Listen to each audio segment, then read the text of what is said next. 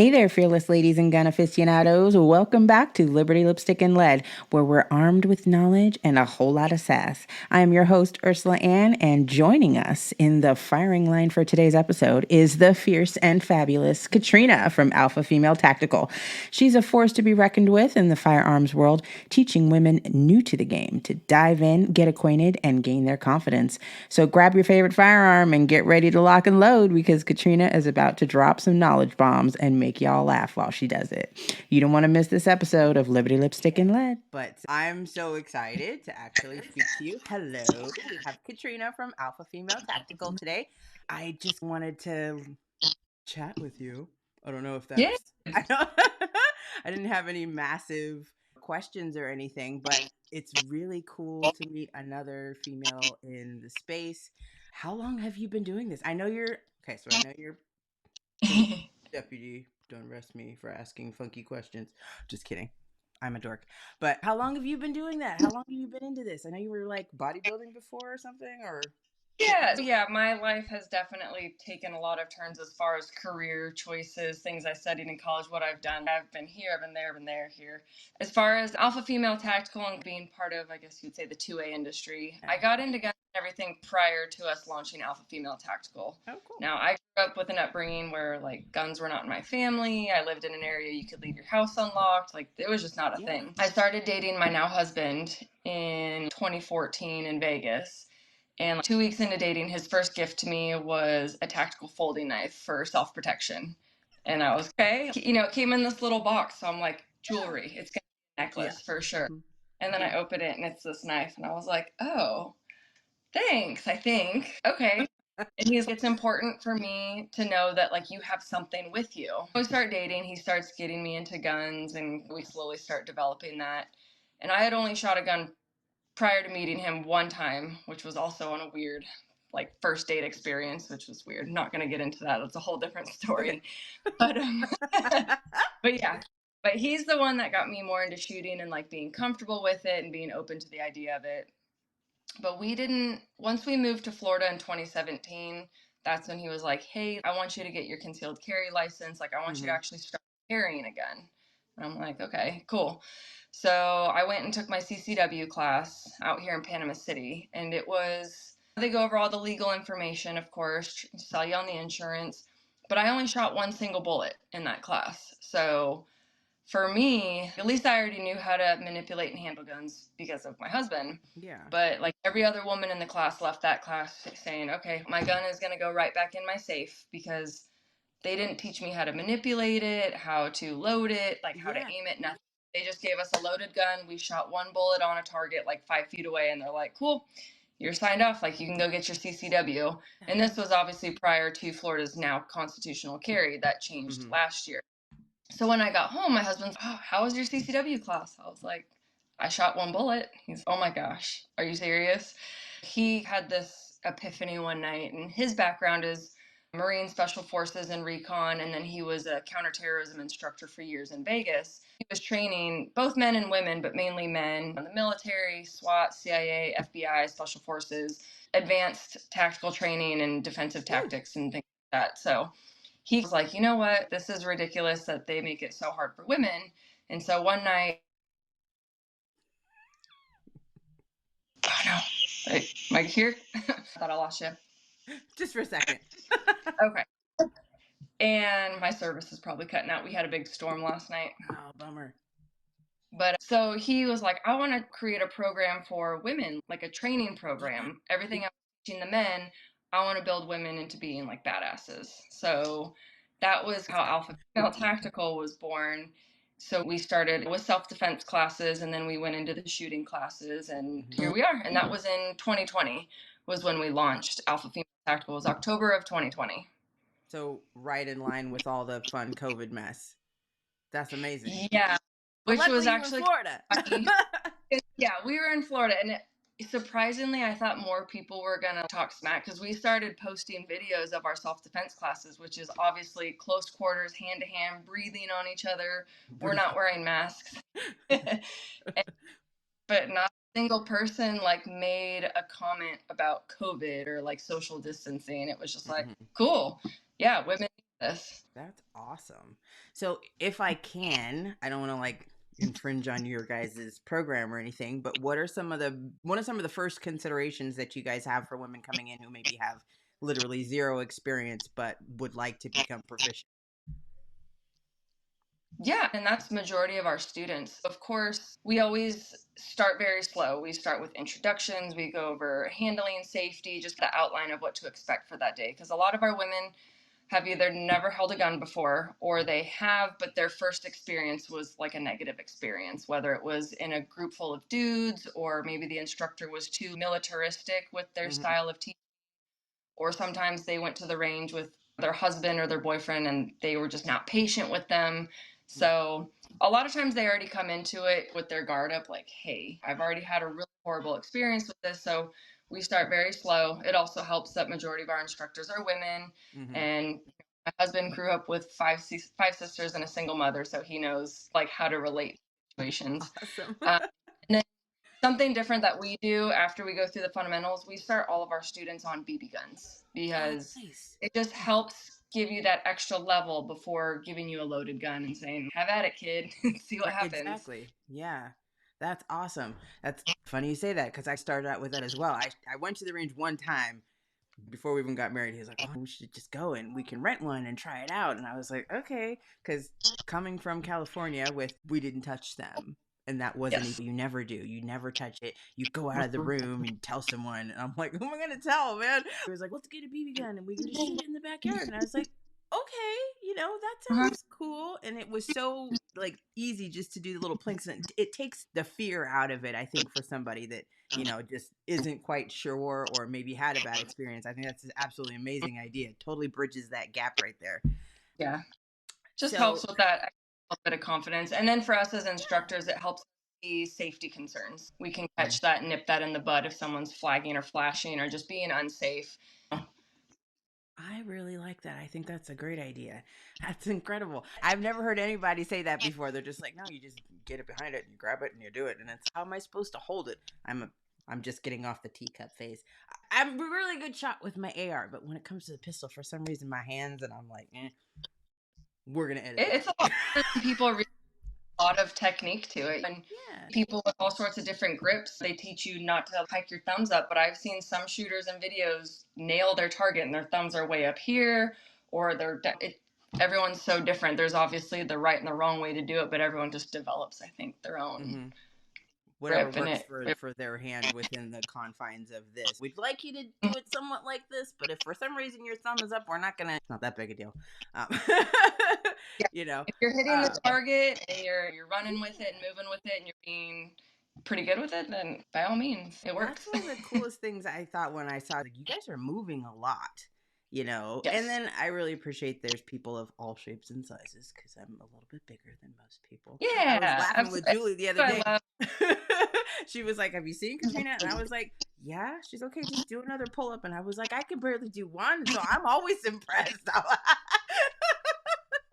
I was like, "That's girl goals right there." I could. She's like, she's got a fitness background. I was like, "Oh, okay, so I don't have to feel bad now." Yeah. She's Yeah, like, I "I've guess been I doing this forgot for." that part in the beginning. That goes back to my personal training prior to me getting into law enforcement, and then obviously being in law enforcement. It's like a non-negotiable. Like I try to keep Yeah, myself in as good as I can.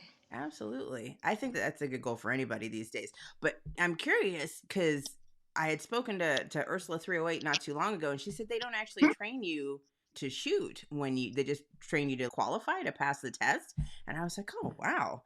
So it's how do you know? I don't know what to say, but I think it's pretty awesome that you go out of your way to actually train outside of your job, if they're not Oh really yeah, giving you any shooting time. I don't know. I yeah. don't know what that is. In law enforcement, generally speaking, you don't get a whole bunch of shooting time, and it's just the qualification, the target shooting. So unless like you're on SWAT or like a special ops team or something, you don't really get that additional training. And then I see both sides. Is it necessary? Absolutely. But sometimes you may not have the time or the finances working in law enforcement to go seek that Yeah. additional training. So Right. Exactly. it's unfortunate. So I'm glad that I have my husband to teach me everything that I've learned so far. Right, I know. I was like, luckily, I got a dude that was like, you need to learn how to do this, which I think is also very interesting. I don't know, depending on where you're born, I suppose, the culture as to Yeah. whether or not you're going to be shooting, that comes into play quite a lot. And here in Idaho, we're in Idaho, you don't need a license to conceal carry. You don't need a license to open carry. It's Idaho. So I think it's a little bit more Mhm. accepted here. Whereas in California, it's, oh my gosh, a gun. So, Yeah. that's rather interesting. But let me switch gears just a little bit. I'm curious, since you're a certified firearms instructor, what are some of the biggest challenges that you see for women in the firearms industry today? I think just the internet. I feel like there's still a lot of people out there who have a negative mindset towards women having a firearm and learning self-defense. Like even us, we've taught some self-defense classes, and we've literally had other men tell us like, we're setting women up to fail, you're giving them a false sense of confidence, things like that. So sometimes it's the negative mindset, I would say, towards women and the idea of them having a gun. It's like the stereotype of women being bad drivers. Some people still have the mindset, Oh, oh god, give a woman a gun, like she's gonna go crazy. wow. That seems very 100 years ago to me.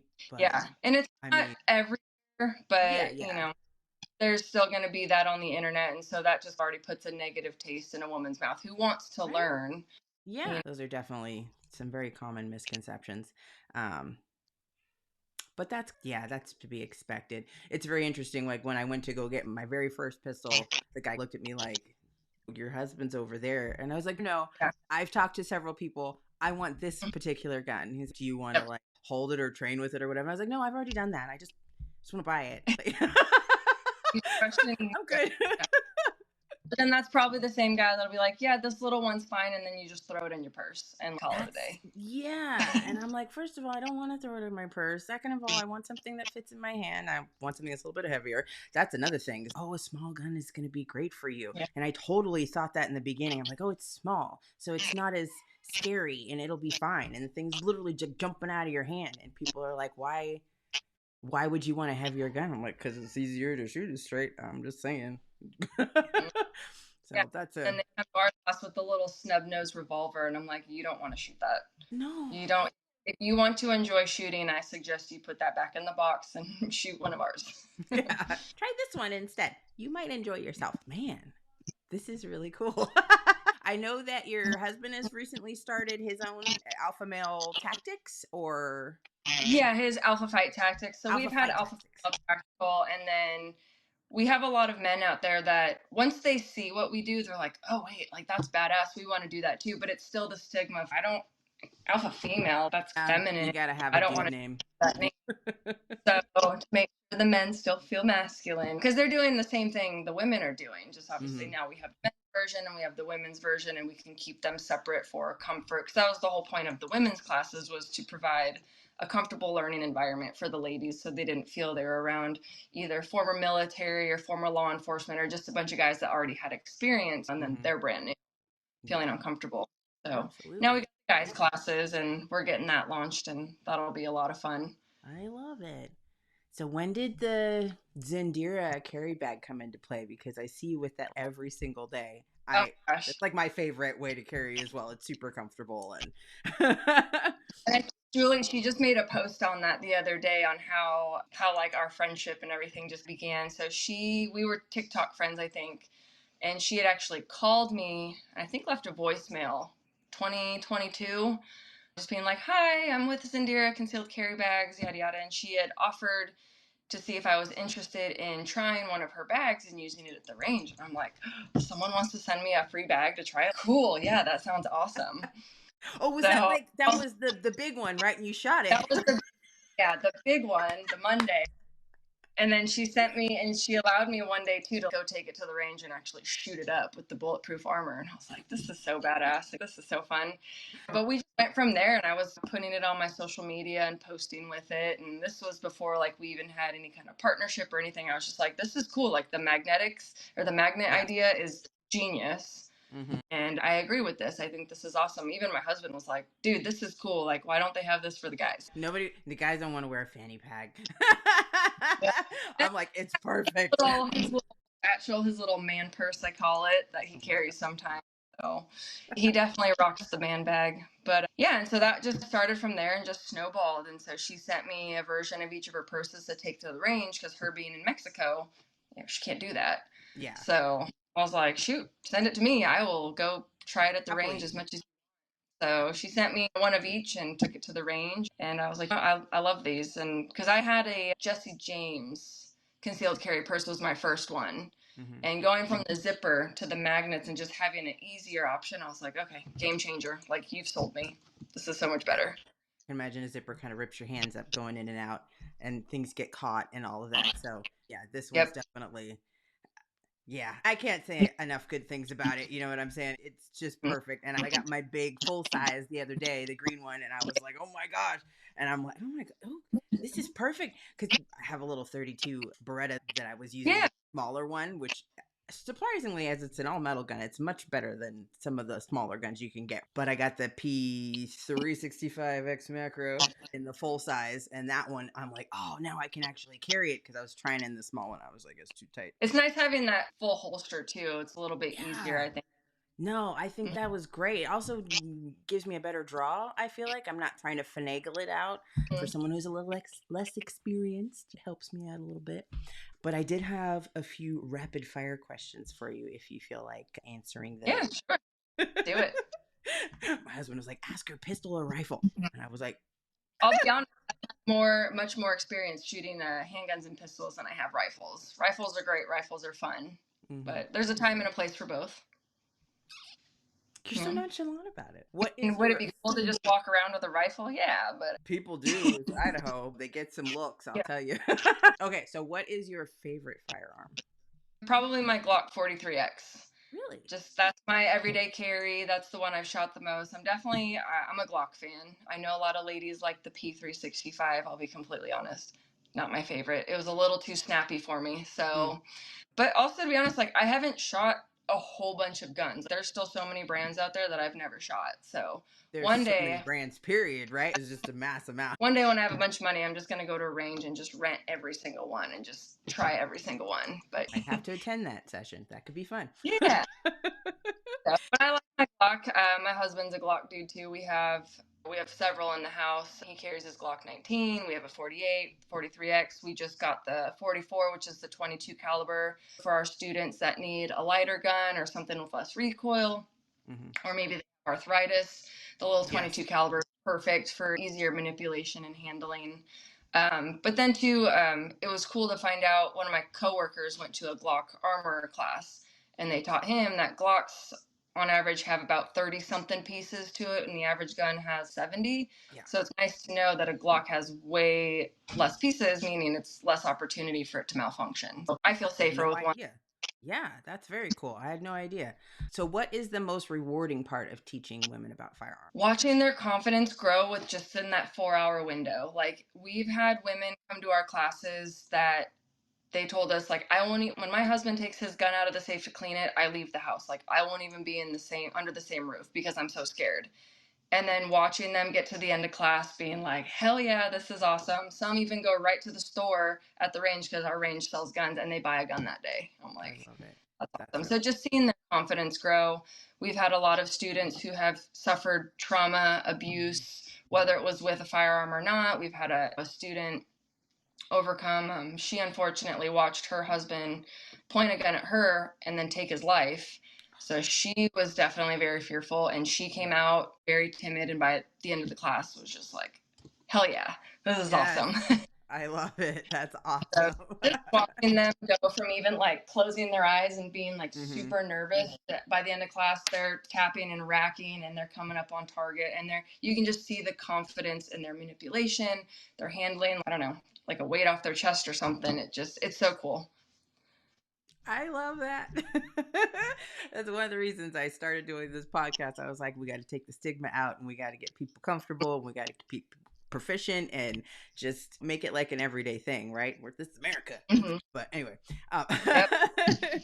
so Yep. what is one thing you wish more people understood about female shooters? I wish that they just didn't assume that they want or need the pink accessories or the little Oh, guns or the that a bigger gun is actually going to be better for them, or just because they're a woman doesn't mean that they don't know anything about it.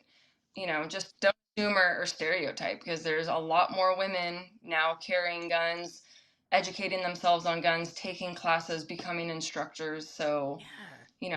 just because a girl has a gun doesn't mean she has the little pink one she carries in her pink range bag with her pink. If you do, cool. If you like pink, awesome. More power to you. I'm not personally a pink person, but don't just assume just because a woman has a gun that she's going to fall into that category of having all like the dainty stuff. There's some badass women out there that do some really dope stuff. I love it. So my last little question for you, and it's slightly off topic, but what's the craziest thing that happened over spring break on the beach? I got punched in the face by a 15-year-old. Oh my God. So we obviously have a zero tolerance with underage drinking. So the kids come down to the beach, they try to sneak it. Kid openly had a Michelob Ultra. So my partner and I, hey man, you're under arrest for underage drinking, because he admitted he's 15. He was resisting, didn't want to put his hands behind his back. So my third partner comes up, says, hey man, don't try to fight or run. Just put your hands behind your back. Not a big deal. We're going to call your mom, whatever. He tries to run. So of course, we try to detain him. He punches my partner in the ear. So then we assisted him to the ground to put We handcuffs assisted him. on. Place him in handcuffs, and then as we're escorting him back to my patrol truck, and this is on the beach, you've got 500 plus kids around you. They got their cell phones out. It's dark. It's like 10 o'clock at night. So he has his hands cuffed. He managed to slip out of one of his cuffs. So he came around this way with a side swipe, and then the handcuff that was dangling came and it hit me in the face. And so the handcuff sliced my nose. And so we had to assist him to the ground again, put a second set of handcuffs on him. And I'm going like this. I'm like, man, my nose is just running. And then I look at my partners. They're like, no, your nose is bleeding. So the open handcuff just perfectly sliced two little lines in the bridge of my nose, and it was just bleeding. So noses are bleeders, that's for sure. My oh goodness. yeah. And what could have been maybe just a little minor possession charge, slap on the wrist, and a call to his mommy ended up in multiple felony charges at 15 years old. I'm like, you're making it worse. We tried to tell you, just stop. These kids. Anytime something like that happens, I'm always like, what are you dealing with? Yeah. It's just they make bad choices, and it's always the parents, oh, my kid's perfect. I'm like, maybe at home they might. Maybe at home. But also too, when they get around their peers and you're around 500 other kids, that peer pressure to make bad decisions definitely goes up. Wow. Finally, for my last little question, what's your message to all the fierce women out there looking to dive into the world of firearms? Do it. You won't regret it. No, you won't. You'll have so much fun. And we're just sitting there waiting for you to get in there. So, Katrina, thank you so much for being on with me. You want to tell people where they can find you? Yeah, so you can find us at alphafemaletactical.com, or you can Google us. We've got Instagram, we have Facebook, we have TikTok when I'm not in TikTok jail for posting a few videos and making them upset. But find us in the Florida Panhandle. So if you want to come visit, it makes a great beach trip, girls trip, couples adventure, whatever you want to do, family trip, come out to the Panhandle. You can do a range day with us and then go to the beach, and it's a lot of fun. We've already got a girls trip with some Instagram friends planned for September, so I'm excited for that. I wasn't. Yeah. That's okay. I got kids. I can't go. But thank you so. Oh God, no. Leave me home. But thank you so much for being on with me today. I really appreciate it. It was so awesome to meet you and chat with you, and I really hope we get to know each other better. Yeah, thank you so much for having me.